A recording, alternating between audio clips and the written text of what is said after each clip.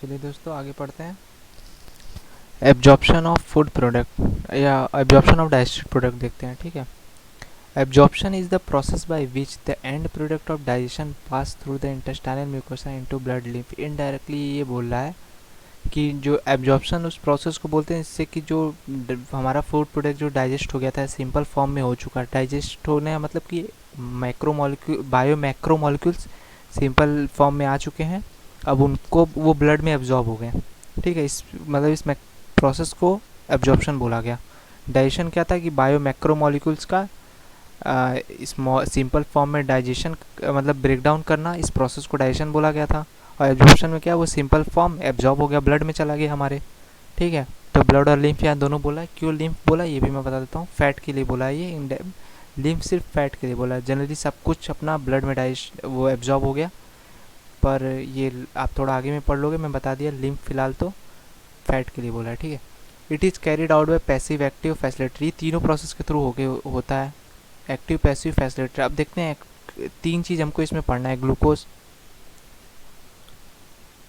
Glucose का absorption कैसे होता है। ठीक है, तो ग्लूकोज का एब्जॉर्प्शन मेनली एक्टिव एक्टिव होता है,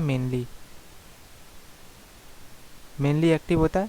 बाकी इसमें पैसिव भी होता है और फैसिलिटेटेड भी होता है। ठीक है, स्मॉल अमाउंट पे आपका फैसिलिटेटेड हो जाता है। अब अमीनो एसिड को देखते हैं। अमीनो एसिड तो तीनों, तो इसमें मेनली आप एक ही लगाओगे, एक्टिव। होता तो जनरली सब है लेकिन माना मेनली एक्टिव ही जाता है। अमीनो एसिड को आप तीनों ले लो, इसमें एक्टिव, पैसिव और फैसिलिटेटेड, ये तीनों के थ्रू जनरली इक्वली होता है। ठीक है, तो ये तीनों फॉर्म में आपका एब्जॉर्प्शन इसका हो जाता है अमीनो एसिड का। आयंस में इसमें Na+ हमको पढ़ना है और Cl- पढ़ना है। Na+ एक्टिव हो जाएगा, Cl- पैसिव हो जाएगा।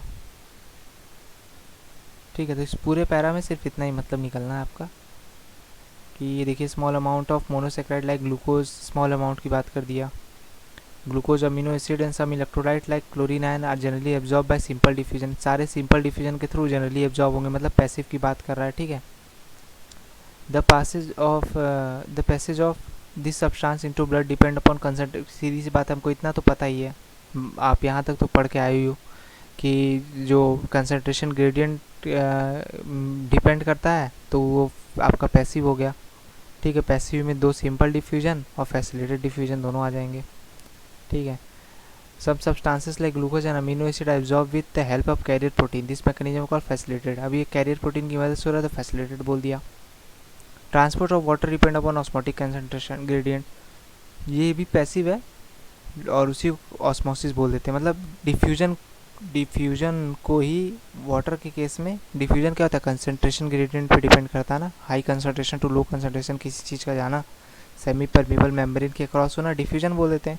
और उसी डिफ्यूजन को वाटर के केस में ऑस्मोसिस बोल दिया जाता है। ठीक है, ये प्लांट फ्यूजन में आप देख लोगे अच्छे से, यहाँ तो सिर्फ डेफिनेशन दी हुई है। Active transport occurs against the gradient, active against concentration gradient होता है। इसको लो कंसंट्रेशन से हम हाई कंसंट्रेशन ले जाते हैं। रिक्वायर्स एनर्जी, इसमें एनर्जी की ज़रूरत होती है। तो इसमें various nutrient like amino acid, mono saccharide like glucose, इसमें अमीनो एसिड आएगा, ग्लूकोज आएगा, इलेक्ट्रोलाइट में Na+ आएगा। ठीक है, तो ये एक्टिव। बाकी Cl- का यहाँ पे दिया है कहीं, ये क्लोरीन आयन दिया ना पैसिव, सिंपल डिफ्यूजन में दे दिया है। ठीक है, तो ये इतना ही आप पढ़ लो, बहुत इस पूरे पैरा का मेन मतलब निकल आया। अब देखिए, अब मैंने बोला था लिम्फ जो दिया हुआ है वो फैट के लिए दिया है इसमें। ठीक है, तो fatty acid and glycerol are insoluble, ये इनसॉल्युबल होते हैं, can not be absorb into blood.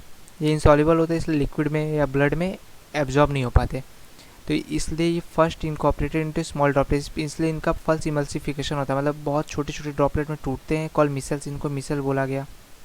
ठीक है, which move into intestinal mucosa, भी इंटेस्टाइनल म्यूकोसा में जाएंगे और रिफॉर्म हो जाते हैं। जो छोटे छोटे टुकड़े थे, ये एकदम छोटे छोटे, वो थोड़े और ये छोटे जो मान लीजिए मैं बोल रहा इतने इतने थे, अभी ये और छोटे हो जाएंगे। ठीक है, और protein coated, very small protein coated fat globules में टूटेंगे। इसमें इनके ऊपर एक प्रोटीन की कोटिंग रहेगी, क्योंकि हम बेवकूफ़ बना रहे हैं। फैट का हमको पता है कि इंसॉल्युबल है, तो इनके ऊपर प्रोटीन की कोट की जाएगी और फिर ये लिम्फ वेसल, जो लार्ज लिम्फ वेसल था लेंटिल सेल के थ्रू एब्जॉर्ब हो जाएंगे। और विलाई में भाई, विलाई किससे बना है? एक तो नेटवर्क ऑफ कैपिलरीज से बना है और एक लार्ज लिम्फ वेसल से बना था। याद है आपको?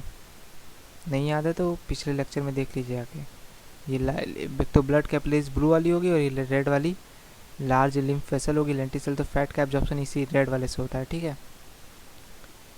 और ये फिर ब्लड स्ट्रीम में आ गया एक तरह से, लिम्फ ने एब्जॉर्ब कर लिया और लिम्फ ने मतलब एक वेलाई ने एब्जॉर्ब किया, वेलाई से लिम्फ में आ गया और फिर ब्लड में ही आ गया इनडायरेक्टली।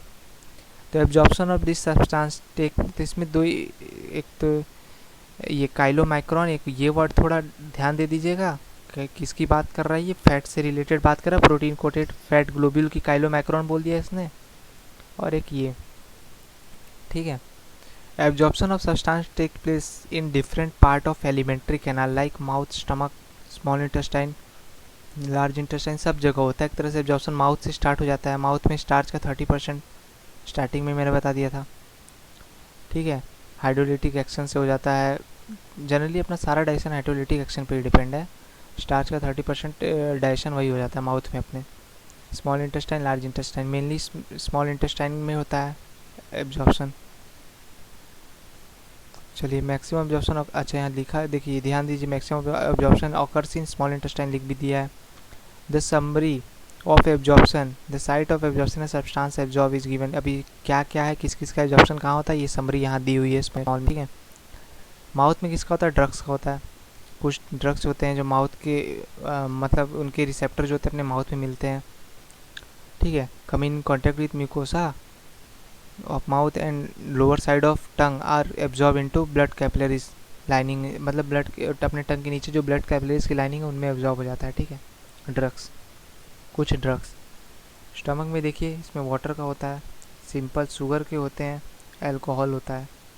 और लार्ज स्मॉल इंटेस्टाइन में देखा जाए तो इसमें भाई ये तो मेन प्रिंसिपल ऑर्गन है, ये तो मेन है मैक्सिमम एब्जॉर्प्शन स्मॉल इंटेस्टाइन में होना, ये तो ऊपर ही लाइन में भी पढ़ के आ रहे हैं, ये ध्यान दीजिए।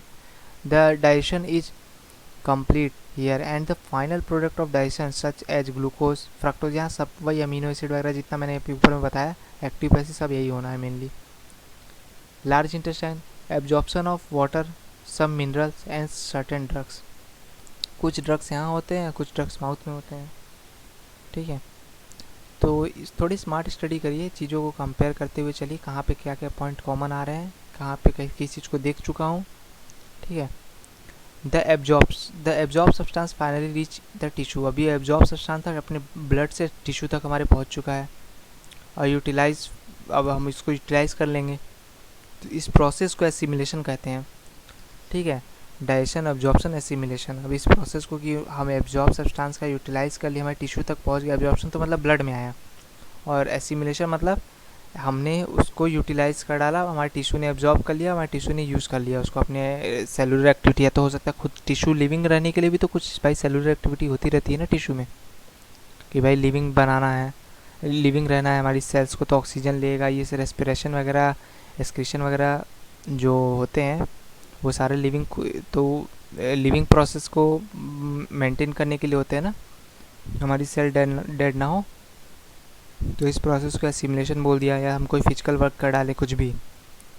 द डाइजेस्टिव वेस्ट सॉलिडिफाई, जो डाइजेस्टिव वेस्ट है वो सॉलिडिफाई हो जाएगा into coherent faeces, into rectum, और जब तक न्यूरल सिग्नल जैसे मिलता है अर्ज, डिज़ायर टू रिमूवल, जैसे न्यूरल सिग्नल इसको मिलता है, अर्ज मिलता है कि अब इसको बाहर करना है, तो बस इस प्रोसेस को इजेशन बोल देंगे, ठीक है। और आउटसाइड द एनल ओपनिंग, इसको डेफिकेशन बोल दिया। तो ये वॉलेंटरी प्रोसेस होता है, मास पैरालिसिस मूवमेंट के थ्रू होता है, ठीक है। ये